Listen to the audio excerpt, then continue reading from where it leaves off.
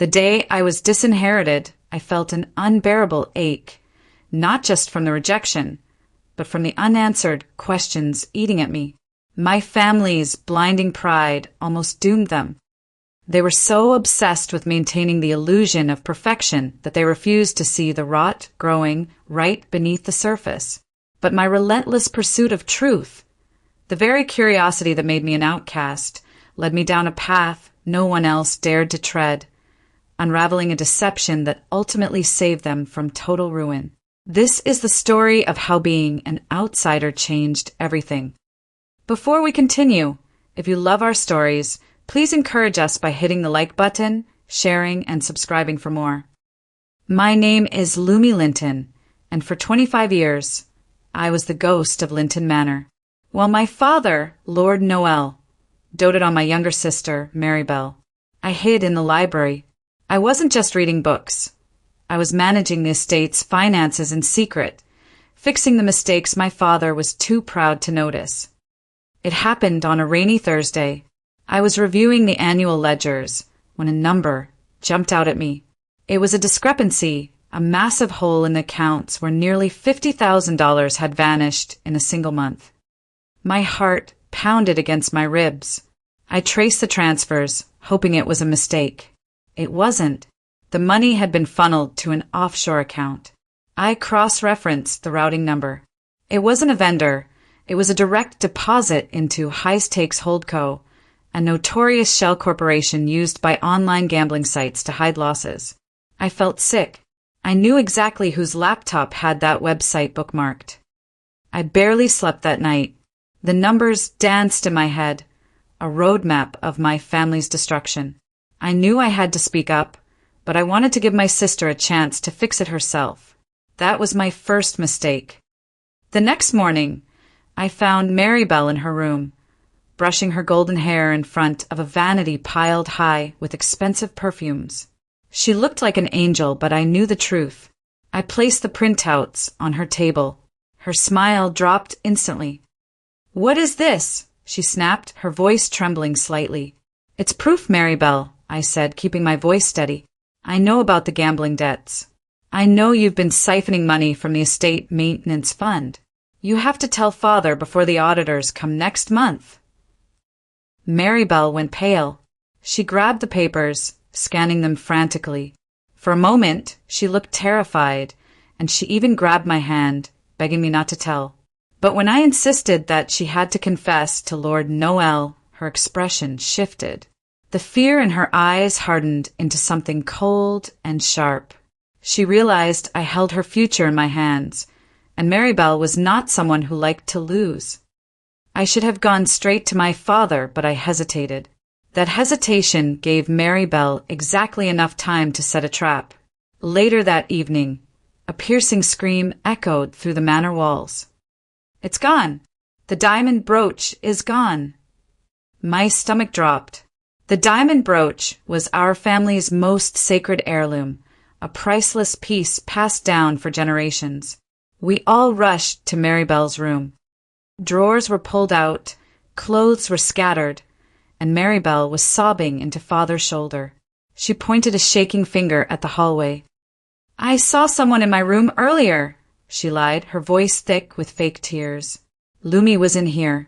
She was shouting about how unfair it is that I get the jewelry and she gets nothing. She said she deserved a piece of the legacy." Lord Noel turned to me, his eyes narrowing with suspicion. "Lumi, is this true?" "No," I shouted, shocked by the lie. "I was in here, but we were talking about the accounts. I never touched the jewelry." "Check her journal," Maribelle whispered maliciously. I saw her hide something in her leather journal. My father marched to my room. I followed, panicked. He ripped open my desk drawer, grabbed my journal and shook it. A small pawn shop ticket fluttered to the floor. The room went deadly silent. I stared at the ticket on the rug, horrified. It was a receipt for the brooch, time-stamped 2 p.m. that afternoon. "Father, this is a lie," I pleaded, grabbing his arm. "She planted it. Look at the timestamp. At 2 p.m., I was in the library meeting with the groundskeeper about the budget. I have a solid alibi, and the security cameras will prove I never left the house with the brooch. And I suppose you paid him to lie for you? Lord Noel snapped, his voice thick with disdain. As for the cameras, they were conveniently disabled all afternoon. The system just went dark without explanation. I wonder who really has the technical skill to sabotage the server like that? You are the only one in this house who understands the system, Lumi. My heart sank. Maribelle had thought of everything. She had created a blackout window to sell the item while I was busy. I tried to shove the financial spreadsheets toward him, the ones proving Maribelle's theft. Lord Noel didn't even look at them. He swatted the papers out of my hand, sending them scattering across the floor like dead leaves. "Enough!" he roared, his face turning purple with rage. "You steal my mother's brooch, pawn it for cash, and then try to frame your sister? I knew you were jealous, Lumi, but I didn't think you were evil. I will not have a criminal in my house." The judgment was swift and brutal. There was no trial, no jury, only my father's disappointed glare. He ordered the servants to pack a single bag for me. I wasn't allowed to take my books, my clothes, or any family photos. I was being erased from the Linton history. An hour later, I stood on the front steps of the manor. The rain had started pouring, soaking through my thin coat. Maribelle watched from the window upstairs, her face dry and smug. She had won. She had kept her secret and gotten rid of the only person who knew the truth. Lord Noel stood in the doorway, blocking the warmth of the house. He looked at me as if I were a stranger he had never met. "You are no longer a Linton," he said, his voice cold as ice. "Your jealousy has destroyed this family. Do not return." He slammed the heavy door in my face. The sound echoed like a gunshot. I stood there shivering, holding my bag tight. I had lost everything, my home, my father's love, and my reputation. But as I turned to walk down the long, dark driveway, I felt a hard, rectangular shape in my pocket. I gripped it tightly. It was a USB drive. I had backed up every single financial record before my father threw the papers away. They thought I was finished, but I was just getting started. The silence of the manor was replaced by the roaring traffic of the city. I traded my silk sheets for a lumpy mattress in a studio apartment that smelled of damp concrete and old cooking oil. For the first few weeks, I barely ate. I saved every penny I could scrounge, surviving on instant noodles and determination. But while my stomach rumbled, my mind stayed sharp. I knew I couldn't wallow in self-pity. I had to rebuild myself from the ground up. I applied to Scott and Company, the city's most aggressive financial firm. With my name tarnished by rumors my sister had likely spread, I couldn't aim for the top. I swallowed my pride and applied for a lowly data entry position. It was mind-numbing work for someone who had managed an entire estate, but it was a foot in the door. I kept my head down, wearing second-hand blazers and arriving an hour early every day. My coworkers ignored me, seeing just another quiet clerk. They didn't know that while I was typing data, I was memorizing the market trends. I was analyzing the company's weak points. I treated every spreadsheet like a battlefield, waiting for the right moment to strike. I wasn't just surviving. I was preparing for war, and my weapon of choice was the very intellect my father had despised. My opportunity arrived 6 months later on a humid Friday night. The office was deserted, save for the hum of the servers and the cleaning crew. I was still at my desk when I noticed a file left open on a senior executive's terminal nearby. He had left in a rush, leaving his secure executive session active, dangerously exposing the massive Anderson merger file. As I glanced at the screen, I saw it a rounding error in the tax valuation. It was small, but compounded over 10 years, it would cost the firm millions. I knew I shouldn't touch it, but the error glared at me.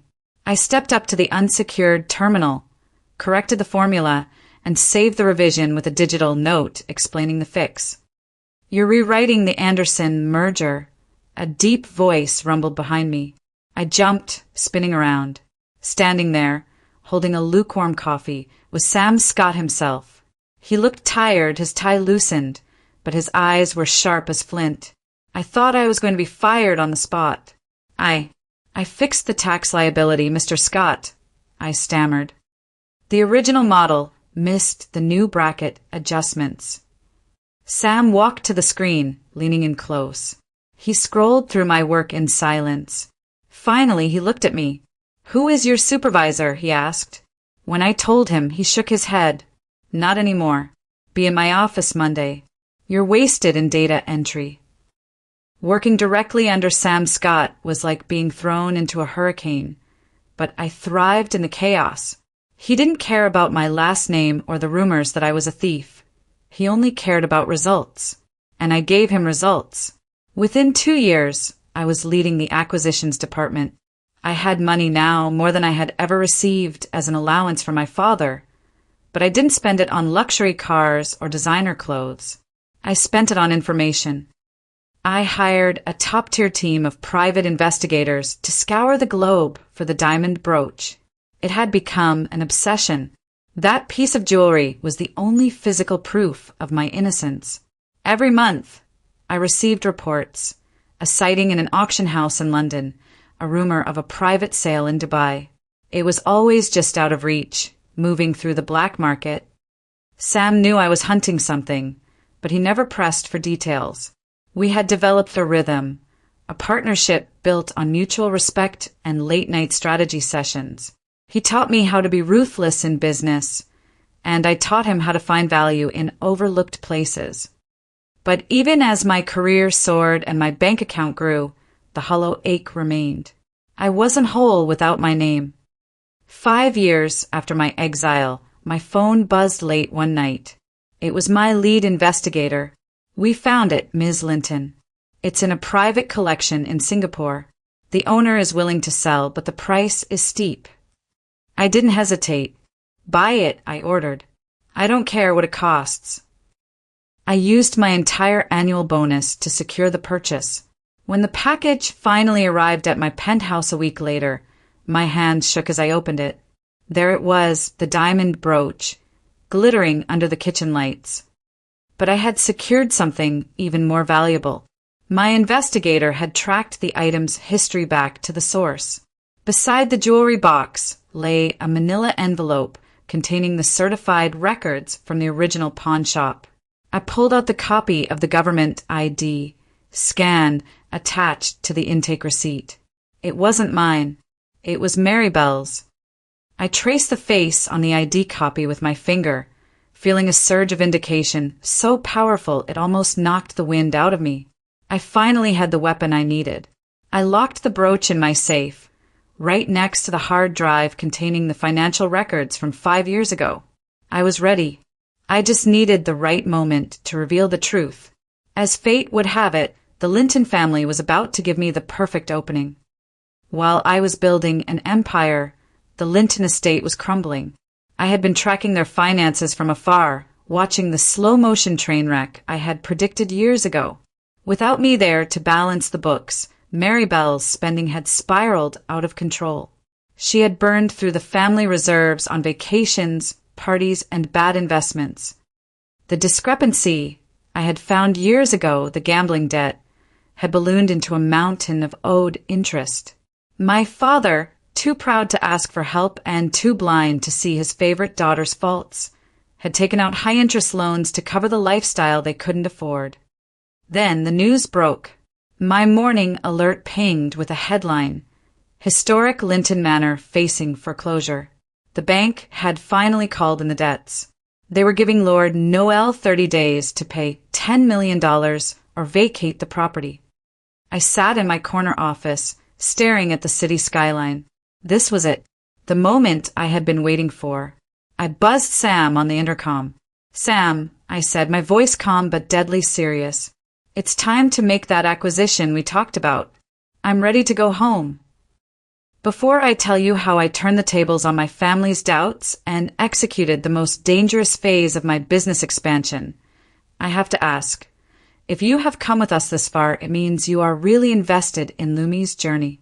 Please do well to like this video, share it with friends who love satisfying underdog stories, and subscribe to our channel so you never miss a part. Also, tell us in the comments where you are listening from. We love seeing our global community. Thank you. The takeover was swift and silent. Sam Scott formally announced that Scott and Company was acquiring the distressed assets of the Linton estate. To the outside world, it looked like a standard business deal. To my father, Lord Noel, it looked like a miracle. He didn't know I was the driving force behind the purchase. He only saw Sam, a wealthy bachelor, stepping in to save the day. It became painfully obvious that Lord Noel believed Sam's interest wasn't just financial. According to the rumors swirling in the city, Father was already bragging about an impending union. He had deluded himself into thinking Sam was courting Maribelle. In his mind, this was the perfect fairy tale ending. The dashing billionaire saves the estate and marries the perfect daughter. He immediately arranged a lavish welcome gala at the manor to celebrate the partnership, spending the very last of the family's credit to fund it. From my office, I watched the digital invitations go out. My father had invited the city's entire elite to witness his salvation. He had no idea he was actually inviting them to his reckoning. Sam walked in, tossing an invitation onto my desk. "He wants to introduce me to Maribelle," Sam said with a dry chuckle. "He thinks I'm coming to ask for her hand." "Let him believe it," I said, picking up the heavy cardstock. "It will make the truth hit harder." The night of the gala arrived. My father had spent the last of the family's credit to fill the ballroom with champagne and flowers, desperate to impress the city's elite. He was putting on a show of salvation, unaware that he was actually hosting his own reckoning. I prepared myself with the precision of a soldier. I didn't wear the drab gray wool I used to hide in. I chose a gown of deep crimson silk, sharp and elegant, a color that commanded attention. My hair, once frizzy and unmanaged, was sleek and polished. I looked in the mirror and didn't see the shivering girl who had been kicked out in the rain 5 years ago. I saw a woman who owned her own destiny. Sam waited for me in the lobby. He adjusted his cufflinks and offered me his arm. "Are you sure you want to do this?" he asked softly. "Once we walk through those doors, there is no going back. It will change everything." I took a deep breath, feeling the weight of the velvet box in my clutch. They didn't hesitate to destroy me, Sam. I won't hesitate to save them, even if it hurts first. We arrived late. The ballroom was already packed with guests sipping champagne and whispering about the Lintons' sudden fortune. When the double doors swung open, the room went quiet. Sam Scott was a celebrity in the business world, and all eyes turned to him. Then they shifted to me. I walked in with my head high, my hand resting lightly on Sam's arm. For a moment, no one recognized me. Then, a ripple of shock went through the crowd. I heard gasps. "Is that the eldest daughter?" someone whispered. Lord Noel was holding court near the orchestra, Maribelle clinging to his side in a frantic attempt to look demure. When he saw me, his smile froze. The color drained from his face, leaving him ghostly pale. He marched over to us, his eyes darting around to see if people were watching. "What are you doing here?" he hissed, his voice trembling with suppressed rage. "I told you never to return." "Security." He raised his hand to signal a guard, but Sam stepped forward, his voice calm but booming enough for everyone to hear. "I wouldn't do that, Lord Linton. You are speaking to the majority shareholder of the company that now owns your house." The silence that followed was absolute. Lord Noel stood frozen, his hand half raised. He looked from Sam to me, his brain trying to process the impossible. The daughter he had called useless, the girl he had discarded like trash, was now holding the deed to his life. His shock quickly turned to defensive anger. He couldn't handle the humiliation in front of his peers. He decided to attack, falling back on the old lie that had protected him for 5 years. "So that's it," Noel spat, his voice rising so the guests could hear. "You've returned to gloat? You stole from this family once, and now you're back to steal the house. You are nothing but a thief, Lumi. A jealous, petty thief." Maribelle stepped forward, playing her part. "How could you, Lumi?" she cried, though her eyes were filled with panic. "Haven't you heard us enough? You stole the diamond brooch, and now you want to take our home." The crowd murmured. I could feel their judgment. They still believed the lie. They saw a vengeful daughter attacking her poor, victimized family. But I didn't flinch. I didn't shout back. I just stared at them with icy calm. I gently pulled my arm away from Sam and took a step toward the center table, right where the champagne tower stood. The guests parted like the Red Sea, watching my every move. Lord Noel was breathing heavily, his face red, expecting a screaming match. Maribelle was biting her lip, her eyes darting to the exit. I reached into my clutch and pulled out the small, black velvet box. It looked innocuous, but it carried the weight of 5 years of exile. I placed it gently on the table. The soft thud seemed to echo in the silent room. I looked up, locking eyes with Maribelle. She stopped breathing. She knew what was in the box. "I didn't come to steal anything, Father," I said, my voice clear and steady. "I came to return something you lost." I reached for the lid of the box. The air in the room felt electric. I was about to rewrite history. With a flick of my wrist, I flipped the velvet lid open. The ballroom lights caught the facets of the enormous central stone, sending a kaleidoscope of sparkles across the white tablecloth. It was the diamond brooch, the same one that had vanished 5 years ago. A collective gasp swept through the room like a wave. "It's real," someone whispered. Lord Noel stared at the jewelry, his mouth slightly open. He looked from the brooch to me, confusion warring with his anger. How do you have this? You admitted guilt when you left." "I never admitted anything." I corrected him sharply. "You assumed." I reached into the box and pulled out a folded document. "This isn't the ticket Maribelle planted in my room," I said, holding it up. "My investigators retrieved this from the shop's archives. It is the official intake log. By law, they are required to scan every seller's government ID for police records." I pointed to the image at the bottom of the page. "Look at the ID scan, Father." Lord Noel leaned in, squinting. His eyes went wide. The face on the scanned card was undeniable.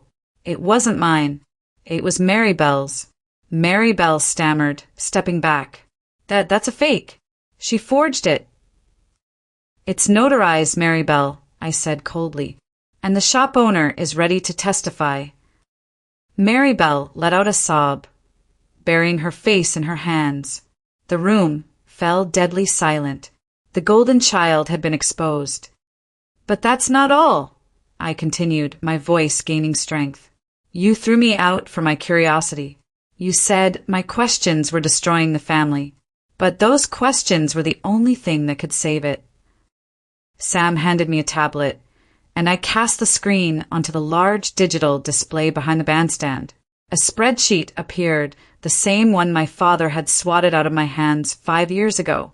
But next to it was a new timeline. "This is the record of the embezzlement," I explained to the captivated audience. "Maribelle's gambling debts. And this," I pointed to a second column, "is the tracking log of how I spent the last 5 years finding the brooch." I looked at the crowd, then back at my father. I didn't steal from this family. I spent a fortune buying back its honor. While Maribelle was spending the estate into bankruptcy, I was the one working in the shadows to preserve the Linton legacy. I was disinherited for knowing the truth. But the truth doesn't vanish just because you close your eyes to it. The energy in the room shifted instantly.